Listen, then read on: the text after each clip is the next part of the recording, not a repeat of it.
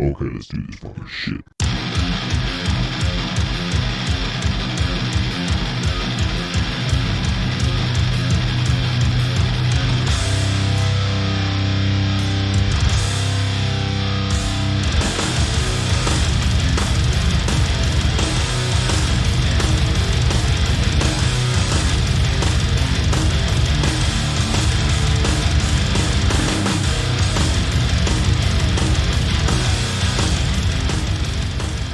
What's up, y'all? Welcome to another episode of Sitting Ringside.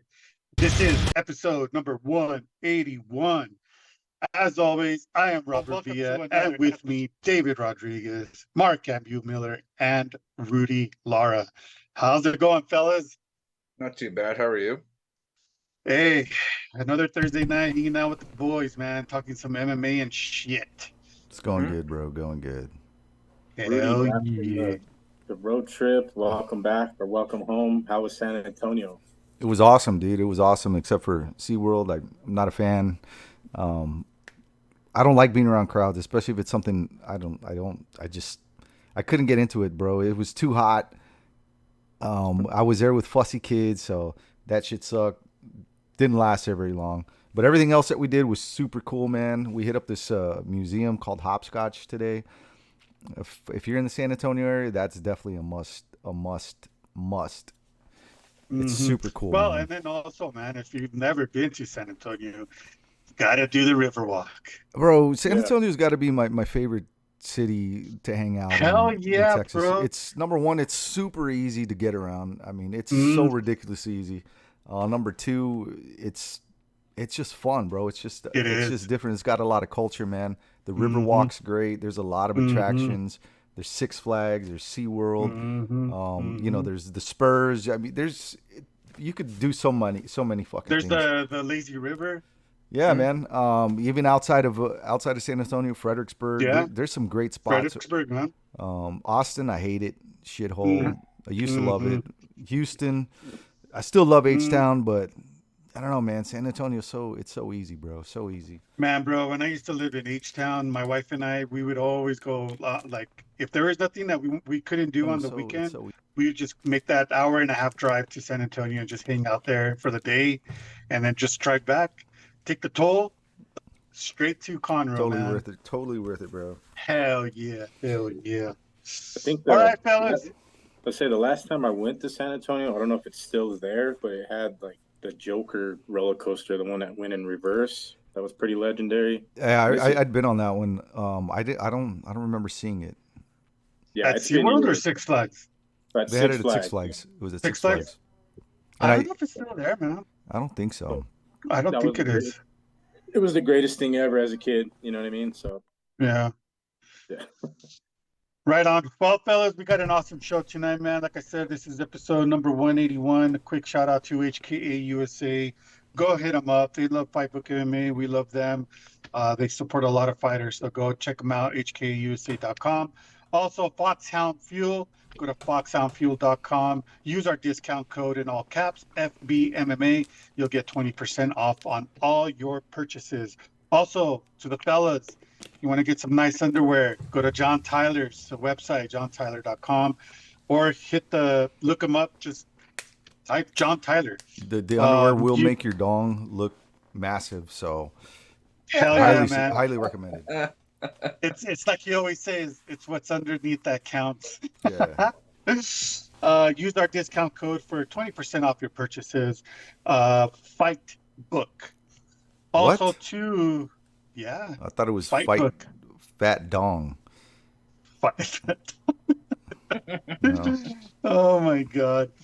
Also, to shout out to all the promotions, the MMA promotions we work really close to. Brave, Combate, XFN, Fight World, you name it. We're probably somewhat working with them. And to all the live streams, promotions that we work with, also Flow Combat, Fight TV, ESPN, The Zone, and MMA TV. All right, guys, let's do the quick rundown of all the events that's happening this weekend in the MMA, kickboxing, grappling, Muay Thai category, starting July 21st. Cage Warriors 157, Stanton versus Webb 2.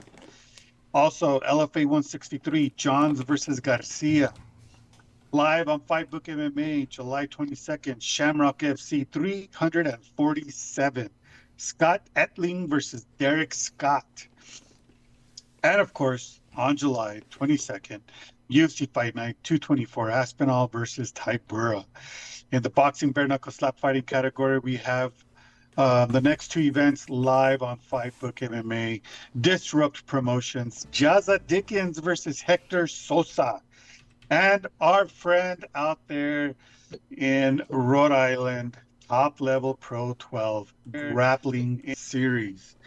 Okay. And yeah, TK is going to be grappling in that event. So shout outs to TK. Tyler, the Marauder King. Yes, sir.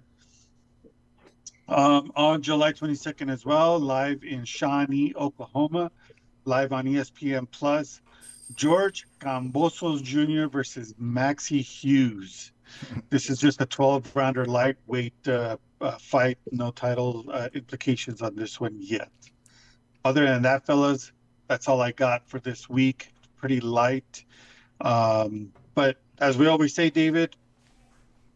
Yeah, but still, you better be watching every single minute, every second of every round of every event that Rob just mentioned. Also, watching fights from 10 years ago when there's not fights to watch, doing the most, memes, you got to do everything, and otherwise...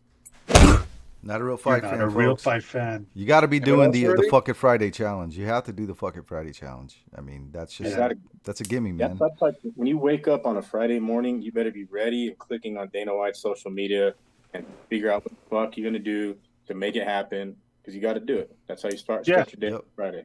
You have to. Save that grocery list. Save that grocery list. If you do your shopping on Friday, save it for afternoon. That way you get those ingredients to get it done right.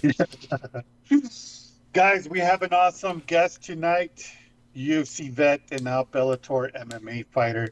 Our boy, our friend of the show and friends of Fight Book MMA, Mr. Alon Cruz. No, Alon is going to be on next week.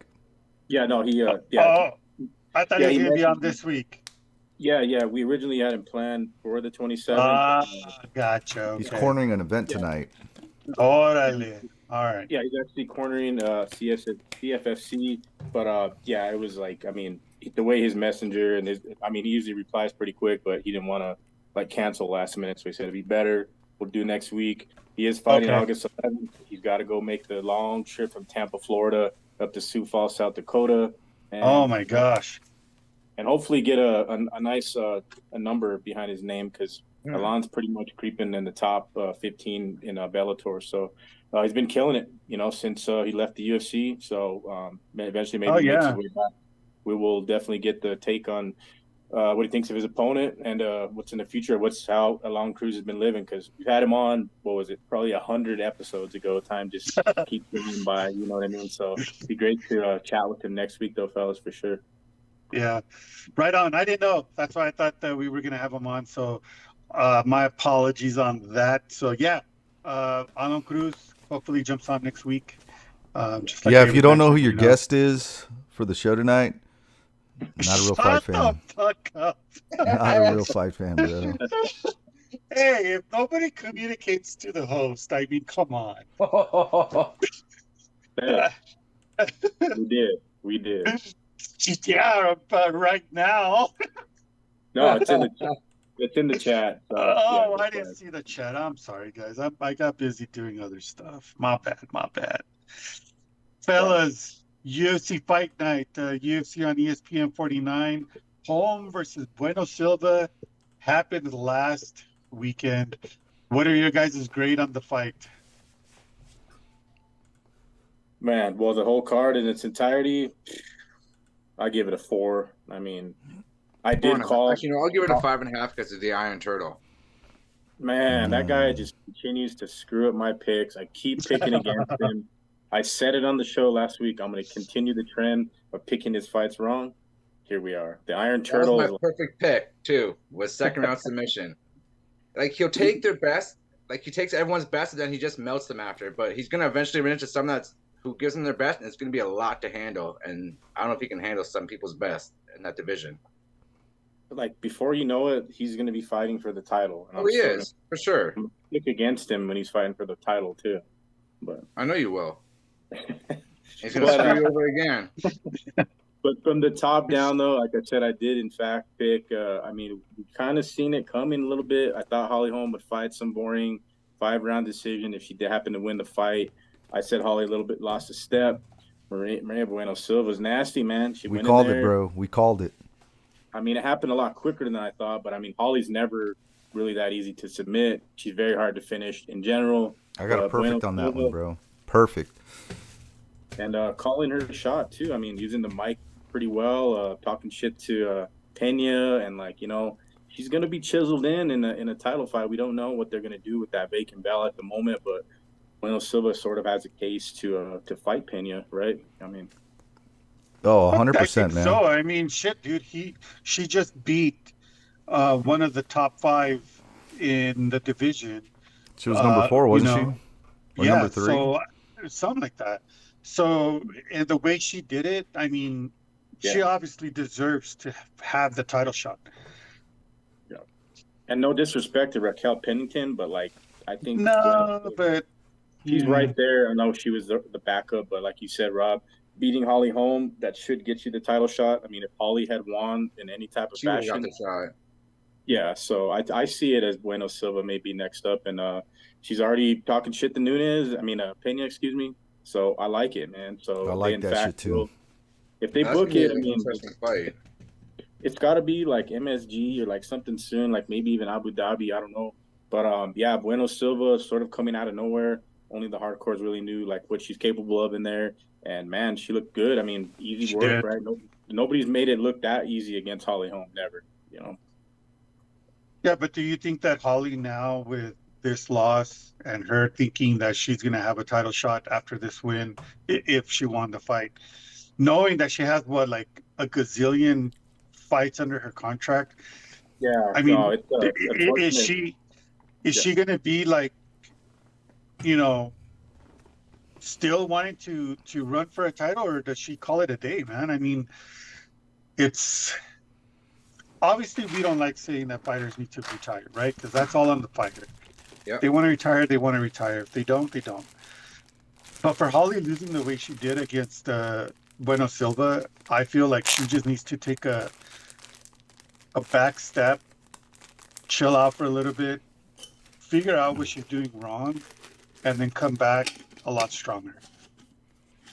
Yeah, I mean, she's got a pretty, I don't know, she signed a big contract with the UFC, like a 10-fight deal or 8-fight deal, sort of like John Jones. So you're in those ironclad UFC contracts, and the only way to get out of it is to retire, which, we've heard John talk about retiring and possibly, if he beats Stipe. But Holly, she may in fact have like 2 fights left, and that's usually the case with Holly. Like, win or lose, she still got 2 fights left. But I guess the fight with Tate is somewhat interesting.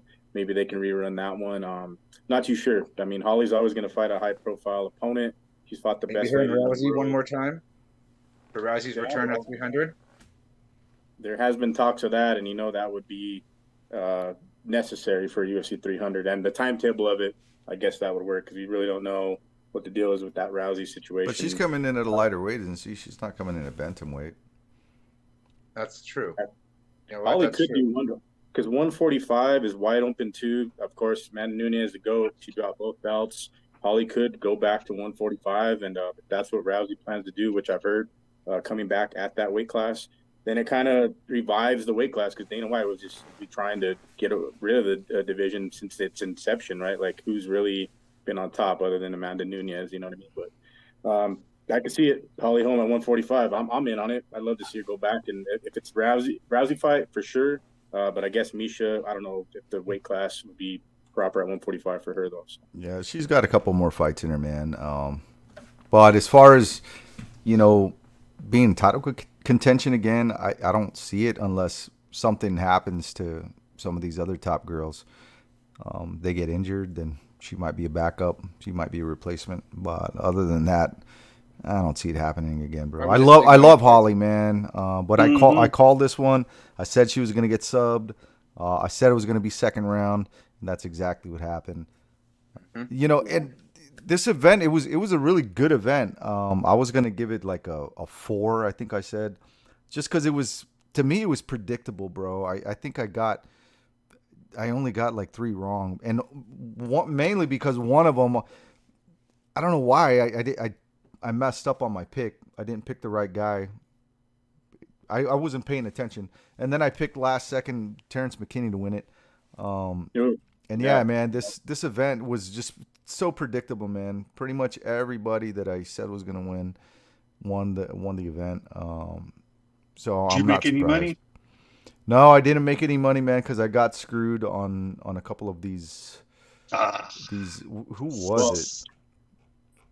Well, no, it was that the Atman Azatair and Francisco Prado, dude. Mexican Drew Dober screwed me out of tens of thousands of dollars. Yeah. Well, on that note, though, I mean, a fight that had it gone to Basil Hafaz, that would have fucked everybody's parlay, and in my opinion, that fight could have been a draw. It should have gone in, bro. Yeah, it's a tough one, man, because Jack Della, I mean, we expected him to go out there and just run through him. Hafez was game, man, and we've seen this happen before. I mean, he was previously the champion in LFA, right? Or no, Fury FC, right? Mm-hmm. Wasn't he the champion there? Yeah. So he's fought pretty tough competition over there. But Jack Della, even Marcel said it last week, or when we had him on the show, that it's gonna be tough for him to cut weight twice. That may have had an effect on the fight. I don't know. It didn't seem like the same Jack Della out there, but credit to Basil. He looked solid, man, and probably, solidified a good fight deal with the UFC, 4-fight deal with that performance for sure. I mean, same could be said. I mean, you could say he had to do 2 weight cuts, but Basil had to take this fight on short notice. So it's and he was going up being the biggest underdog and the biggest favorite in Jack Della Maddalena. That fight was extremely disappointing. It was a great fight, don't get me wrong, but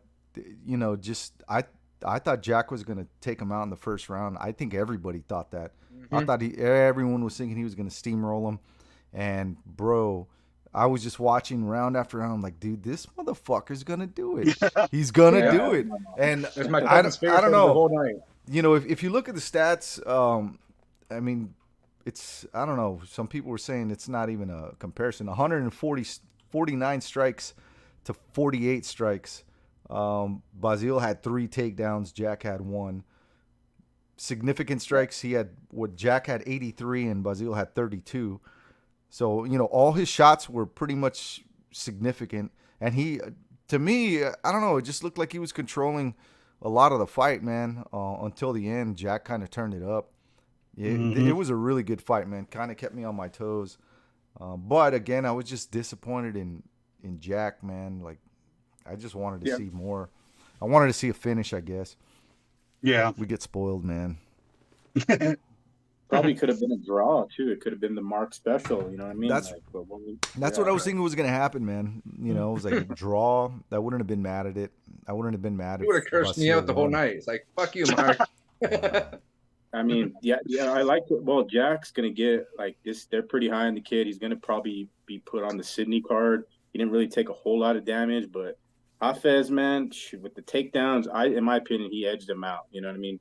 I think he had a 29-28 on at least two judges' scorecards, but not sure who the judges were. But we've been seeing a trend of like the biggest underdogs on cards of recent that are going out there and winning. And this time around, Jack got the nod, and a bit controversial, but hey, man, I'm happy Jack got the win. I'm looking forward to Hafez's next opponent because, man, the guy's game, man. And Rudy, you did mention the Potato Man getting folded in a minute or 2 minutes in the first round, or what was it? But yeah, 4 minutes and 5 seconds in the first round. That screwed my picks up big time, and I'm never picking him again. Yeah, always going with Drew Dober's brother. Mexican Dober, dude. Potato Man. The guy smuggled potatoes into Abu Dhabi. Yeah, I'm never gonna pick Potato Man ever again, bro. Ever. Never. The Iron Turtle, we mentioned him, like Mark said. I'm gonna keep picking against him until he holds the belt or something. You know what I mean? At 85, like he'll take out Adesanya. You know what I mean? Or Duplessis, Iron Turtle in like a year and a half. I can dig it. I like it. But the decision of the night, well, Norma Dumont, we all picked Norma. We said she's the most active and probably the only active female at women's featherweight. But Chelsea Chandler, man, the meme what of the fuck? Yeah, I mean, I picked Chandler on the show, but you know, at the weigh-ins, I switched it to Norma, and I'm glad because I mean, there were some funny ass memes, bro. Of Chandler she got rocked, and Chandler was just running away, and it was hilarious hearing the announcers like, man, that's the first time I've ever seen that. Did that really just happen? Bro, that meme that I shared y'all, that I did, I tagged her and she shared it and loved it and shared it on her Instagram. I was like, hell yeah. She got a sense of humor, man. She does. Dude, if you look at her stories on IG, all the memes that people have done on that, she's just sharing it, man, and loving it. Love it. Yeah, you can't get too. I mean, we went through that offended period in like the MMA world and that, like people were getting offended like no other. Yeah, bro. That shit's done. Like I hope it doesn't erupt again like that. But it's like Dana White always says, this is the MMA, the sport of MMA and combat sports. This is not the be nice business. And media, we all know where we're at in media. Like, I mean, I'll always say this. I'll stand by this and die on a hill. MMA media has not been the same since Ariel and Luke Thomas got banned. Never forget that. But they did ask some pretty legit questions at the London presser. We will get to that card as well later portion of the show.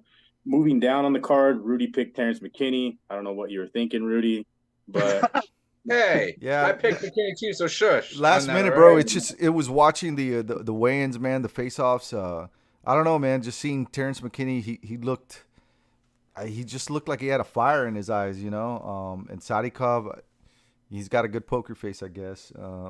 But yeah, man, that was a bad pick.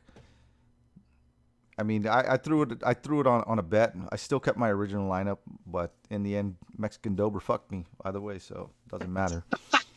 Yeah, shout out to Coach Longo or Sarah Longo Camp, Nazim Sadikov. I talked to Coach Ray, working on getting him on the show. I don't think he's done many interviews, but I think we can get him on and talk to him. I mean, he's a killer, man, at 155, low key, man, because we kind of called it to the T, you know what I mean? If McKinney didn't get it done early, he was gonna go down, you know what I mean? But for real, Nazim just seized the moment. Once he took it back, like it was curtains, you know what I mean? So credit to Team Sarah Longo, the Sarah Jiu-Jitsu, super legit guys over there. So he trains with Aljo every day, you know what I mean? And has Aljo on his back. So I don't think Terrence McKinney was going to get it He done. didn't stand a chance then. Yeah. But yeah, this card, I mean, I don't know if there was somewhat. I guess there were some sandwiches earlier. Let's put it that way. Early portion of the card. I don't know which fight you guys are going to pick, but before we get to that, hey guys, so our guest Bob Carson, he can join us right now if that's cool with you all. I can send him an invite. Yeah. Sure. All right, keep going, man. Estela Nunez, one of the nastiest elbow injuries you'll ever see. Right? Oh my God, dude! I felt that too. I felt that. Oh, that shit gave me chills when I saw that. Well, I mean, yeah, I don't know. That might be. Shoot, I mean, she might be cut from the UFC along with the injury. You know what I mean? I think, dude, that would be sad. You know what, man? You lost your fight because you broke your elbow. Sorry, but here's your pink slip. Yeah. Remind me of Mark Coleman when he broke his arm. That's what reminded me of, right? Mark Coleman arm break. Who's he boxing? He's boxing somebody soon, right? No, he's not. He is. I forget who he's not. Yeah, he is. It's a celebrity boxing. Okay. Celebrity boxing. I don't know who's boxing. Yeah, it's not like he's boxing Vitor Belfort or anything, but yeah, he's boxing for sure. It's not like Rampage wanted to make a comeback and face titties. Yeah. No. So it's going to be October 14th. He's fighting for who is it? Oh wait, no, hold on, dude. I'll find it. Oh, it's he's fighting Montel Griffin. Ooh, he's a former boxing champ, Montel Griffin, in October for a celebrity boxing debut. October 14th. Yeah, I was right. But Tough Bastard of the Night award. It's a new award we're gonna give out on the show. Austin Lingo just ate everything that Ezekiel Costa. Like, how did he not go out? Like, I mean, he's taking head kicks, flush, getting tagged up the entire fight. Didn't get dropped, but he didn't get dropped the entire fight, but just kept getting hit. And was still in the fight like a dog in the third round, too. Right? Man. Yeah, Austin Lingo's a tough bastard, man. My sandwich night of the fight, man. Ashley Evan Smith versus Aylin Pettis, bro. I hate to say it, but I agree with you on that one. I hate to go against my girl like that, but man. That to me is a sandwich fight of the night, man. We called it, though. I called it. Yeah, we did. Yeah, you did. We all called it. But yeah, there was a couple of them. I mean, like the Tyson Nam's always a pretty exciting fighter. He's finding himself on the wrong end of the scorecards lately. And yeah, he fought a fucking undefeated killer. You know what I mean? Given that his opponent, Maxim. So early on, I mean, low key 125, Tyson Nam has always fought like the dogs, like the up and coming, right? Anytime he gets beat, it's by a straight killer, and they go on to do, you know, good things at 125. Because Tyson Nam been following his career for a long time. And we have. That was a close fight. I mean, he's just finding himself coming up a little bit short in these matchups. So, yeah, I'm gonna message Tyson and see if we can get him on the show, man. Yeah, it would be good to get him on and talk about. I mean, he's had some wars, man. He's been in the game, been around for a while, especially at 125, and he competed at 135, I believe, too. So, but yeah, there was for sure some sandwiches. Some injuries, some dislocated elbows, some major upsets, changing of the guard, referring to Holly Holm and Bueno Silva, and Jack Della Maddalena, the GOAT, getting tested. So, pretty interesting card, but overall, like I said, I can't give it more than a 4.5. But I mean, I'm giving it a 4. The prelims are going to for me. I'm giving it a 5. I'm giving it a 5.5, just because of Ryan Turtle. All right, guys. So I'm going to bring on our guest. This is Bob Carson. He's a podcast host, cancer survivor. He's going to join us and talk to us about his upcoming boxing event. He's trying to raise some money for one of his charities. So, are you there, Bob? He's there. We're just waiting for his audio to connect. Waiting for his audio. Okay. Yeah. There we go. Hey, how are you guys? Good. Mr. Bob Carson, welcome to Sitting Ringside, brother. I really do appreciate you jumping on. I know we were supposed to have you on last Thursday, but we had to switch around some things, and now we got you on this Thursday night, last minute. Really do appreciate you jumping on, man. Well, thank you for having me. It's an honor to be here. Awesome. Well, talk to us about what you're up to, man. Let everybody know. Let us know what charity or what I know you're raising money for cancer. So just give us a little backstory about this, man. Yeah, absolutely. My name is John McCaffrey. My podcast name is Bob Carson. I've covered the sport of mixed martial arts for years. I was a competitor in MMA and shoot fighting back before the unified rules of mixed martial arts. I gave up the sport. I kind of went down a dark path. Lost both my parents within 3 years of each other. Lost my grandmother a year after my mother, and just struggled with weight and different issues and whatnot. And at the age of 39, I lost 150 pounds. Overcame liver disease and started to get back into training and back into working out, and really pushed myself. And then I started training in jiu-jitsu again, and I started training in boxing. And then basically last month, I was diagnosed with stage 1B testicular cancer. Fortunately for me, it was confined to the testicle, but cancer is cancer. I was very, very, afraid because I didn't know the scope of it. I had the testicle removed about a week or so after I was diagnosed. Did some CAT scans, did some subsequent blood work, and all is good. But as cancer is you're never out of the woods with cancer.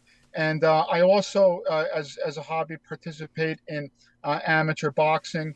I do boxing every 2 or 3 months. I like to compete, and I had a boxing match scheduled for September 16th and 17th in Atlantic City, and at the Showboat Casino.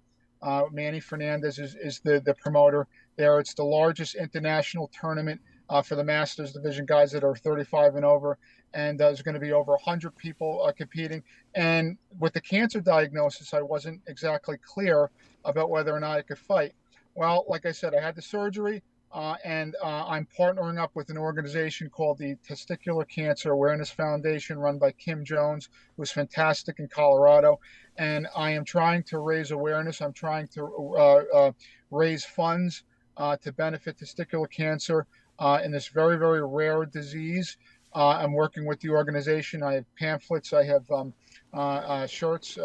I have self-examination literature. I have a lot of stuff, and I have a fundraising page available out there for anybody that wants to donate, wants to share it. Whatever you can do, any cent matters. It would be greatly, greatly appreciated if anybody can donate. Yeah, what That's you're doing, awesome, bro, man. that's freaking amazing. Yeah. It's something relatable. You said it's rare. Unfortunately, it was not rare for someone in my family. My older brother, he had testicular cancer. He almost died. He had no idea. He just ended up in an ER, passed out. Next thing you know, they're pulling one of his kidneys and ended up taking one of his testicles. And he's been cancer free for over 20 years now. Doing amazing, man. Doing amazing. So what you're doing is it's God's work, bro. You're bringing awareness and helping people out, and it's just an honor having you on, bro. It really is. Yeah, Rudy, when you and I kind of talked on Twitter and really got to know each other a little bit based on this disease and based on cancer, and it hits home for you. And it's the fastest disease for individuals between 15 and 44, the fastest growing disease out there. It's a young person's disease, testicular cancer, obviously. But the good news about this disease is that it is curable. It's a 95% cure rate. And it is one of the few cancers that's observable to the eye, because you could see your deformed testicle. You could see these masses, if it spreads, you could see it. And so there is hope. It is curable. But it also is cancer. It's also very serious at the time, at any time, and it only affects about 20,000 people each year. So it's not discussed about. Breast cancer has an entire month, which it should. Other cancers have, campaigns, but testicular cancer not so much because it's so rare, and because it only affects men and whatnot. And so with something like this, with the Testicular Cancer Awareness Foundation and Kim Jones, she unfortunately lost her son to testicular cancer at 22 years old. What a heartbreaking story. Yeah, it's if you get a chance to go to testicularcancerawareness.org, you can read more about her son's story. This is a real opportunity for everybody. I'm working with gyms. One of my gyms that I train at, my brother-in-law ARC Training in Marlboro. They have pledged to raise support. My boxing gym and also my jiu-jitsu gym as well. We're going to get the word out. And we're going to try to raise funds. And every time I do this, God willing, this is a gift. God has gave me a gift. He's allowed me to continue. Every time I go forward, I'm going to have one of these events. I'm going to have the fundraising page, and I'm going to get it out there to as many people as I can, and try to raise some funds and raise some awareness and make people check and make people more aware of this, because if you get it in the right stage, it is curable. But testicular cancer is so rare that once you get past stage 1, stage 2, stage 3, not many doctors perform some of the surgeries associated with testicular cancer, like the removal of the lymph nodes and some stem cell stuff. And you have to go to different parts of the country because it's so rare, and the treatment gets complicated. So that's another reason that we can prevent this. We can cut these numbers in half, and we can increase the survivorship of this cancer. Yeah, and like you said, a lot of it has to do with just awareness and education. A lot of people would have no idea that this is something that could affect them until it's, unfortunately too late. So checkups are important. Something wrong with you, you feeling off, going and getting checked out is really important. And I know a lot of people out there, they may not even have the abilities or the type of money to go and see a doctor. So, but there is ways that you can get help. There's definitely ways that you can get help out there. Yeah. And also, I'm sorry, they say that be your own advocate too. When I got diagnosed, I really steeped myself in literature. I steeped myself in understanding this disease as much as I can, and make your own decisions, because ultimately, the doctors have to go by guidelines, and they have to recommend treatment. And sometimes that's a whole other issue, over treatment of cancer patients, all these different things. But if you're educated and if you're aware, you could really become your own advocate and fight this disease. Yeah, Bob, I work in the medical field. I've been a registered medical assistant for like 21 years. And in those 21 years, man, I think I've met in person 2 people with testicular cancer, and you're the 3rd person that I know now that's had it. And those last 2 that I know that had it, they passed away because it was found very, very late. And I would ask my doc, I was like, hey, so what could us men do to figure out if we have it? And it's like, just get a checkup and get your blood work done. Get your yearly physical. Be your own, like you said, be your own advocate. And if you feel something, and that shouldn't be there, go get it checked. Yeah, that is literally the difference between can be the difference between life and death. There was just a story on the testicular cancer Instagram page. There was an 18-year-old Marine in the prime of his life that passed away from this because he was wearing a backpack and he had back pain, and they just attributed it to the backpack. But unfortunately, he had testicular cancer. It had spread and it had overrun his body, which is just horrible. It is horrible, but that is the key, is to do the self-examinations, which I never did. I never knew. I actually injured this testicle from boxing. I thought it was a boxing industry. I was sparring and I got hit in the left testicle, and I'm like, and months after it swelled up, and then it became a mass. And so I didn't know what a self-exam is, but now this stuff is very, very important. But yeah, this is treatable. This is curable. Much curable, much more curable, depending upon the stage that they get. And Testicular Cancer Foundation awarenessfoundation.org, they have great measures and great steps that you have. I have pamphlets right now that I'm giving out to people that shows and explains exactly how to self-exam and do the things that are necessary to save your life and make life easier for your loved ones. Yeah, and it's crazy that you mentioned that, because my brother, he's fresh out the Marine Corps. He thought, he just injured himself, and me and him don't like going to doctors, man. Don't be that guy. He could have caught it a lot earlier, but it ended up getting so bad that it ended up taking his kidney. He almost died.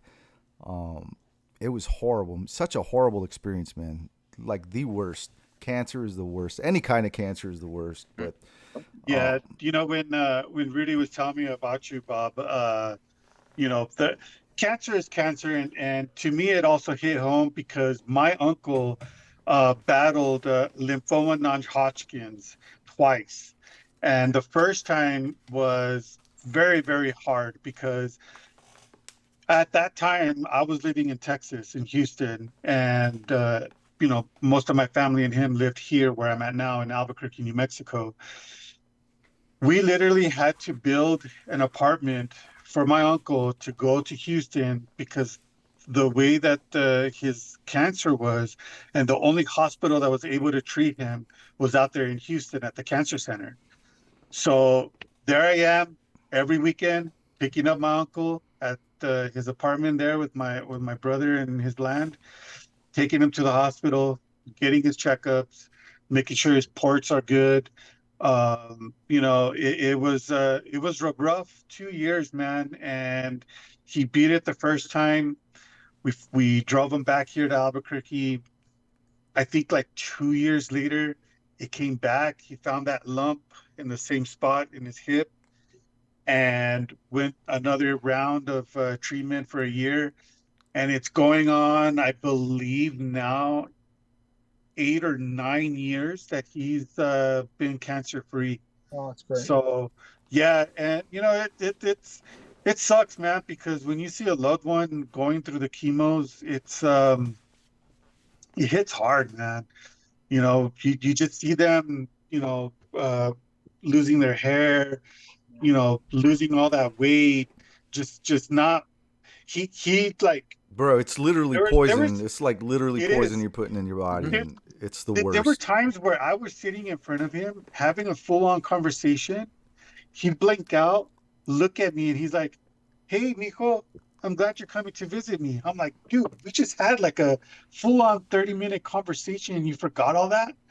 But it's that brain fog. It's all that cancer treatment, So, yeah, man, it's awesome that you're here, talking about this. It's something that a lot of men they really need to get a checkup every year, man, and do a self-examination. If you don't know how, there's pamphlets, there's literature. If you don't know how, I'm going to show you right now. No. Yeah, that would go viral. Yeah, that would go viral. This show would be shut out. Right, I'm going to show you right now. Oh, man. Yeah. Now, Bob, talk about us a little bit more about this box